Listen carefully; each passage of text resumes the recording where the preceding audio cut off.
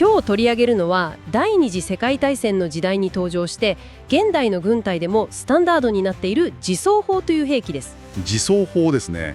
つまりキャタピラーがついていて自分で走れる大砲ですね。はい。今日のミッションとしては単なる機動力が上がったとか装甲が分厚いといった表面的な特徴をなぞることではありません。機械がどうやって人間を追い詰めてしまうのかという現代の私たちの仕事や生活にもそのまま通じる興味深いエピソードを明らかにしていくことです。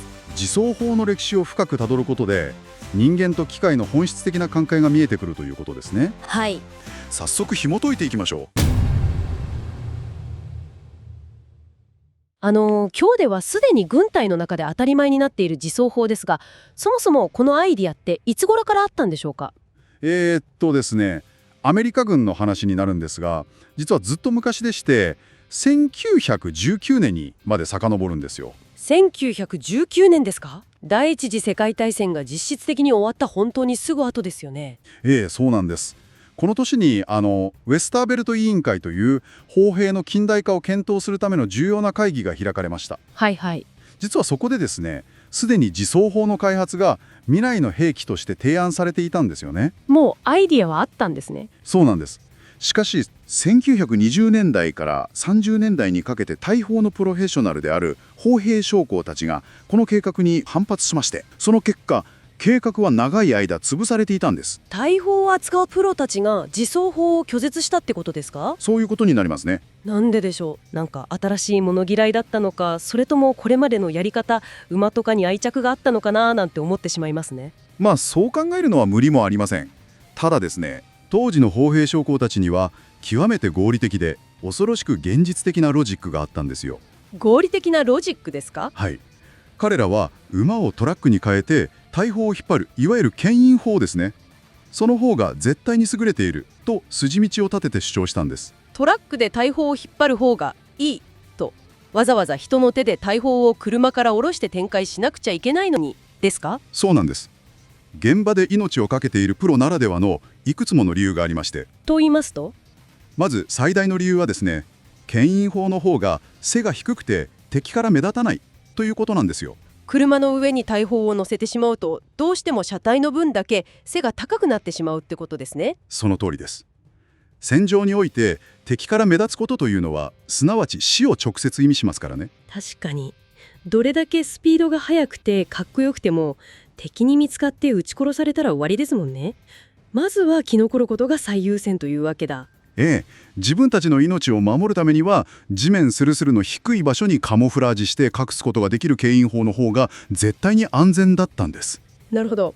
さらにですね、コストや運用の課題もありました。はい。戦場ではしょっちゅう機械が壊れます。もしエンジンが壊れてしまった時、牽引砲ならどうなりますか？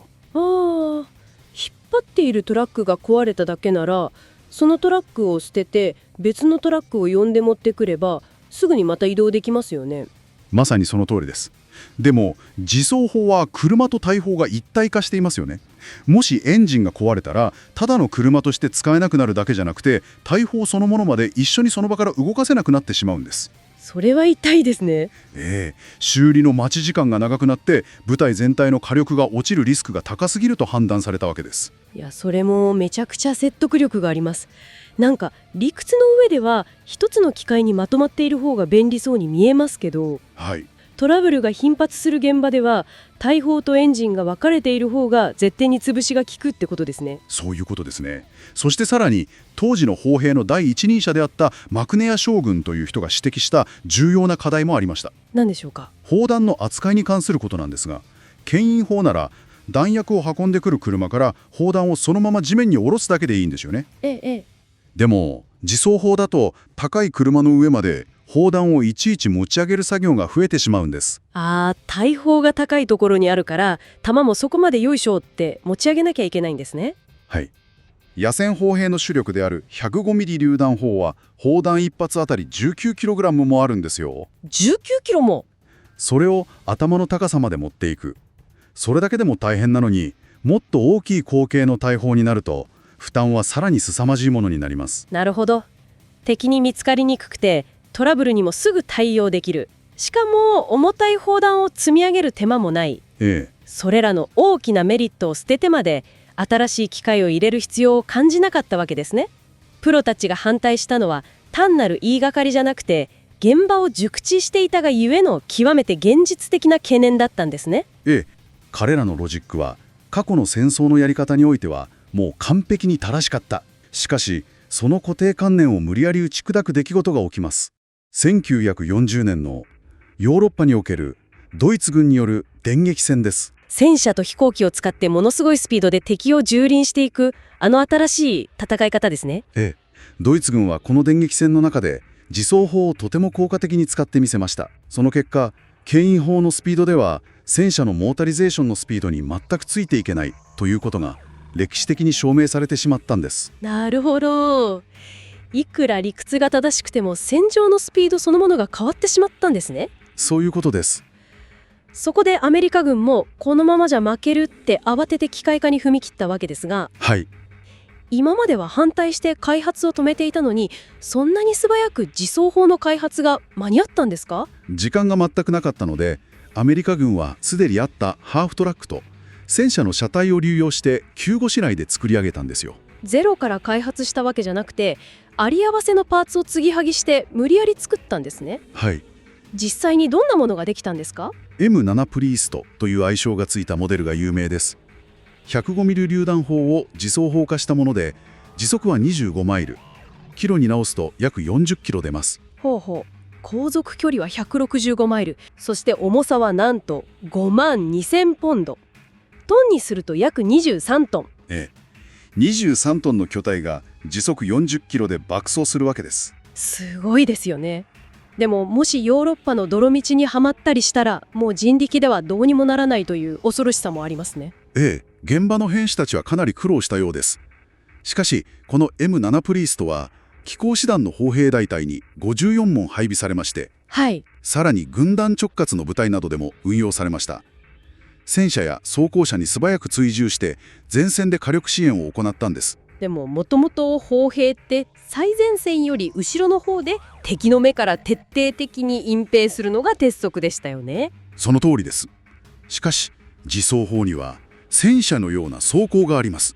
なるほど、硬い体がある。だから前線に出て火力支援ができ、撃ってすぐ場所を変える陣地転換が素早く行える。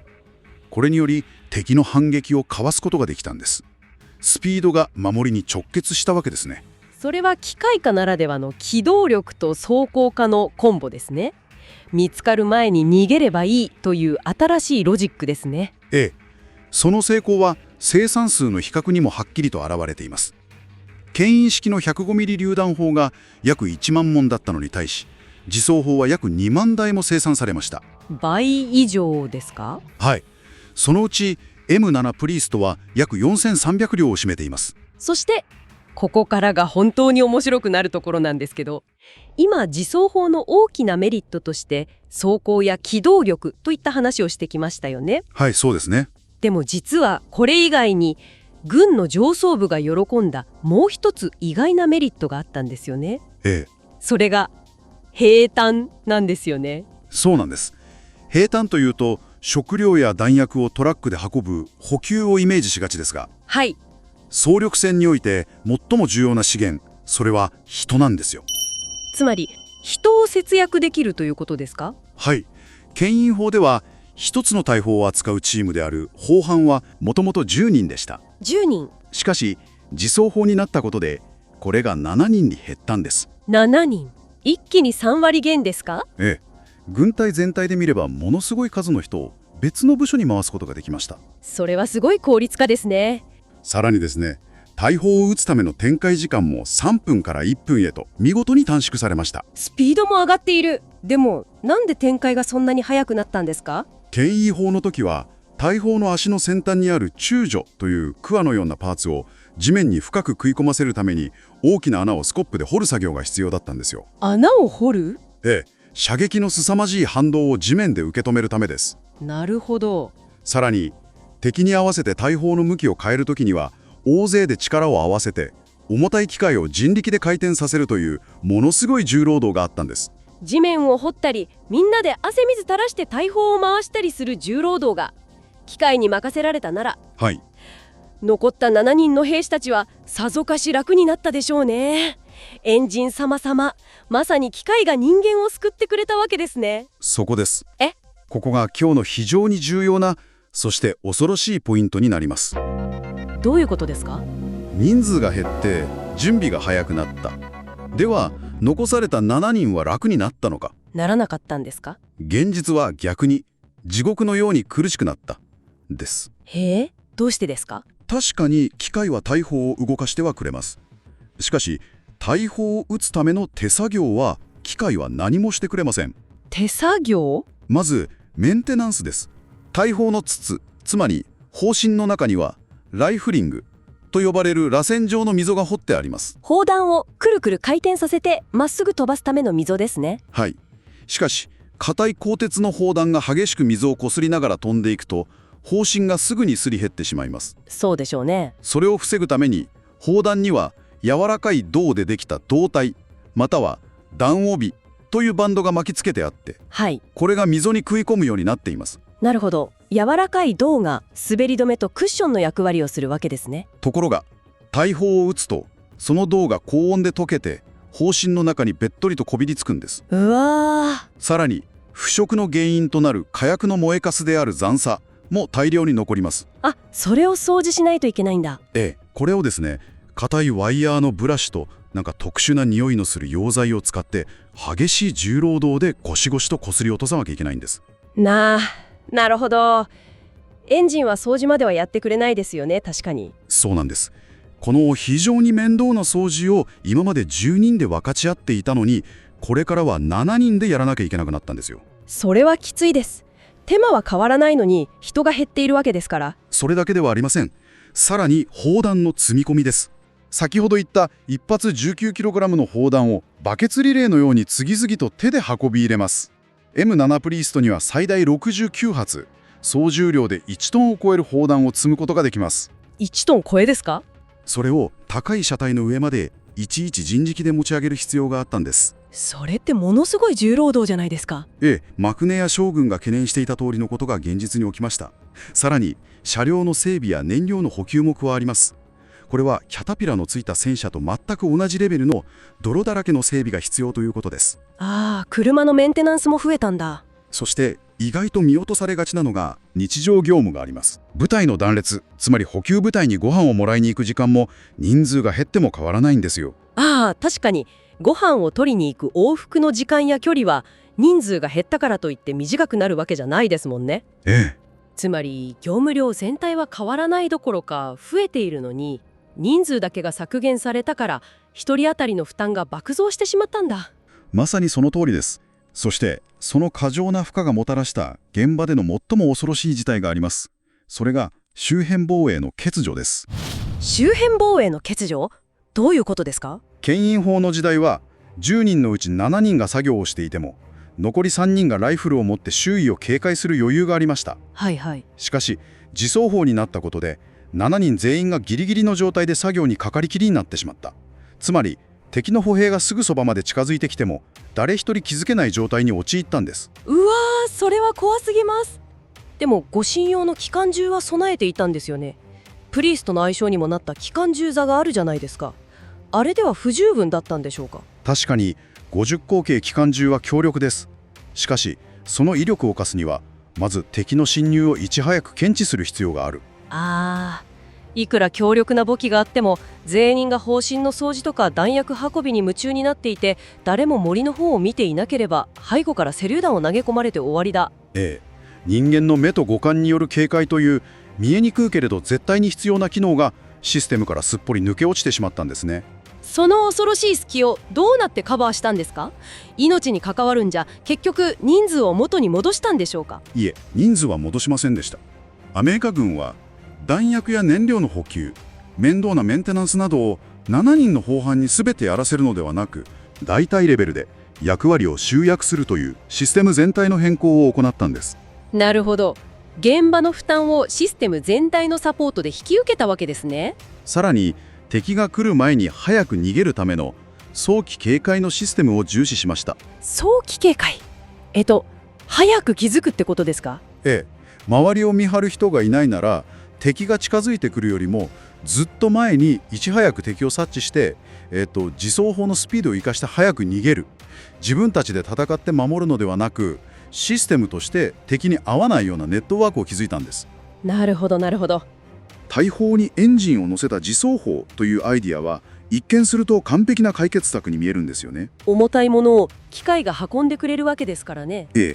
しかし物理的な作業の一部を機械が代替した時、人間の心理やチームの安全を守るシステム全体にどのような歪みが生じるのか。これは昔のアメリカ軍の歴史が我々に教えてくれるとても重要な教訓だと思います。今回の探求はここまでです。もし今回の内容を楽しんでいただけましたら、高評価とハイプをお願いします。また最新の動画を見逃しないようにチャンネル登録もお願いします。それでは次の探求でまたお会いしましょう。ありがとうございました。